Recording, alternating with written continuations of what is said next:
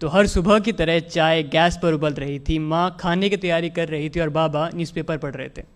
मेरे स्कूल के सारे ही दोस्त पिकनिक पर जा रहे थे and like every other convent school you had to submit a fees before hand.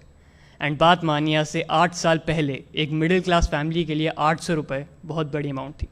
तो मैंने बड़ी हिम्मत करके अपने बाबा से परमिशन मांगी। मैंने पूछा, बाबा क्या मैं जा सकता हूँ? उन्होंने पहली बार में तो कोई जवाब नहीं दिया, तो मैंने अपना सवाल फिर से पूछा। इस बार उन्होंने न्यूज़पेपर हल्का सा नीचे करा, मुझे देखा और मना कर दिया। बाबा की आज तक कोई बात नहीं काटी थी, लेकिन उस दिन मैं अपने बचपने में ज़िद करने लगा। मैंने कहा, बाबा जाने दो ना, सब जा रहे हैं। उन्होंने गुस्से में कहा, मना कर दिया ना एक बार, समझ में नहीं आता। मैंने भी तैश में स्कूल बैग उठाया, साइकिल निकाली और फ़ौरन स्कूल चलाया। जब स्कूल पहुंचा तो देखा मेरे सारे फ्रेंड्स साइड में बैठ के प्लानिंग कर रहे थे और मैं बस ये सोच रहा था कि कैसे माँ बाप हैं यार, अपने बच्चे की खुशी नहीं देखी जाती। गुस्से में न जाने क्या क्या अनाप शनाप बोल रहा था।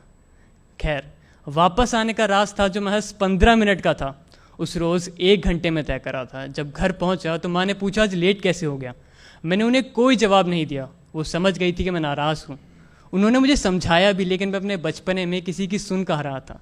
शाम को बाबा घर आए। उन्होंने बड़े प्यार से मुझे अपने पास बुलाया और समझाया कि बेटा फाइनेंशियल हालत सही नहीं है, समझो, अगली बार चले जाना। लेकिन मैं अपने बचपने में और गुस्से में न जाने क्या क्या अनाप शनाप बकने लगा। शायद इतना कि उनका हाथ उठ गया था मुझ पे। वो गुस्से में बोले, न जाने कब बड़ा होगा ये, हर वक्त जिद, हर वक्त बचपना। उस रात में खूब रोया था, शायद इतना कि रोते रोते खाली पेट ही सो गया था। जब रात में भूख से हल्की सी आँख खुली तो देखा माँ बाबा बात कर रहे थे। माँ ने बाबा से कहा, भेज देते हैं ना, साल में एक बार ही तो जाता है, वो भी खुश हो जाएगा। बाबा ने कोई जवाब नहीं दिया, वो बस उठे और बाहर टहलने चले गए थे। अब मुझे रात भर उतावलेपन में नींद तो नहीं आने वाली थी कि शायद अब सुबह पैसे मिल जाएंगे और मैं पिकनिक पर जा पाऊँगा। सुबह हुई, बाबा मेरे पास आए। उन्होंने मुझे पैसे थमाए और कहा, ये लो, पिकनिक पर चले जाना। एक पल को मेरी खुशी का ठिकाना नहीं था। मैंने फ़ौरन साइकिल निकाली और स्कूल की तरफ चल दिया। घर से थोड़ा दूर पहुंचा था कि याद आया, जो तावलेपन में लंच तो घर भूल गया है। वापस घर आया तो देखा माँ बाबा फिर से बात कर रहे थे। माँ ने बाबा से पूछा, पैसे कहाँ से आए?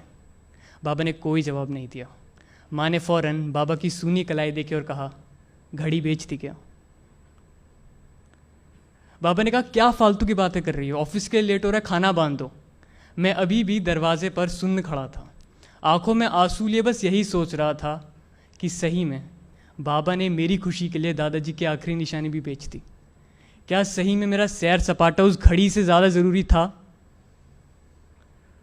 खैर, मैं स्कूल आया वापस। अब पिकनिक पर जाने का मन नहीं था। वो पैसे स्कूल में जमा करने की हिम्मत नहीं थी। मेरे सारे फ्रेंड्स कह रहे थे, अविनाश चलना, चलते हैं, लेकिन अब बस जी सा नहीं था। वापस आने का रास्ता जो महज 15 मिनट का था, उस रोज़ फिर से 1 घंटे में तय करा। माँ ने पूछा, आज क्यों लेट है? उस रोज़ गुस्से में जवाब नहीं था और आज शर्म से। अगले दिन संडे था, मुझे पिकनिक पर जाना था। माँ ने सुबह जल्दी उठा दिया, कहता, उठ, पिकनिक पर नहीं जाना है। मैं सवेरे से ही आलस कर रहा था। आज चाय फिर गैस पर उबल रही थी, आज फिर कुछ बात करने का मन था। बाबा न्यूज़पेपर में मशगूल थे, जैसे कुछ हुआ ही ना हो। मैं उनके सामने बैठा। उन्होंने अपने पुराने अंदाज में न्यूज़पेपर हल्का सा नीचे करा, मुझे देखा और पूछा, नहीं जा रहा है क्या? मैंने फ़ौरन जेब में से एक डब्बा निकाला और उनकी तरफ आगे बढ़ाया। उन्होंने पूछा, इसमें क्या है? मैंने कहा, आप खुद देख लो। अब उनकी आंखों में भी हल्के हल्के से आंसू थे। वो घड़ी तो नहीं, लेकिन उससे कुछ मिलती जुलती घड़ी तो थी। वो अपने आंसू न्यूज़पेपर में छुपा रहे थे। इतने में माँ चाय लेके आई। उन्होंने सब देखा। माँ बाबा ने अपने पास बुलाया, गले से लगाया और कहा, आज हमारा बेटा बड़ा हो गया। तो हम शायद कभी कभी अपने बचपने में अपने माँ बाप का प्यार, वो सैक्रिफाइस, वो सब भूल जाते हैं, लेकिन वो कभी भी हमारे लिए अपना प्यार कम नहीं होने देते हैं। So from this stage, I just want to say one thing. I love you, Mom, Dad, and thanks for all the sacrifices you've ever done for me.